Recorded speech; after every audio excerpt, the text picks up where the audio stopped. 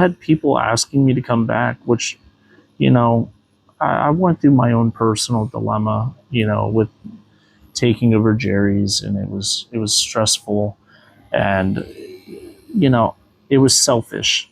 It wasn't for me to do, and my pride got in the way of it, and I had personal things going on in my life that were having me spiral, and it got to the point where I had met somebody. She's sitting here with me now, and it got to that point where I really it hit me. Like, it was like driving full speed into a brick wall. And I was like, I need help. Yeah. I did. And I didn't know how, but I knew I needed it. And I couldn't continue to have Jerry's business going the way that it was, because it was only, it was doing more harm to that man's name. And I couldn't live with that. So it got to the point where I closed up the doors and I moved down south, and I was tattooing down there.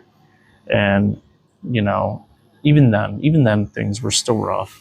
And it just got to the point where I had to take a step back from tattooing altogether. Yeah, so there was a little brief period there where I just stopped tattooing. I ended up working in warehouses. And then when I moved back to Pennsylvania, Greg, Jason, a couple other clients, they were like, "Are you still tattooing?" At first I was like, "No."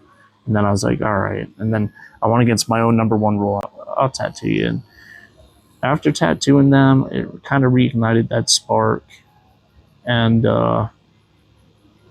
between Greg and Jason and a few of these other people, asking me like, "Why don't you just open up a shop in Hamburg again? Everybody would love to have you out there." And then I'd start asking random people like, "How would you feel if I opened up a shop out here?" And they're like, But even with that being said, it came to a point where I spoke to my fiance and I was like, what are your thoughts on this? She's like, "Nick, I support you, whatever you decide to do. I know it'll be a bit challenging getting it started again, but I have your back."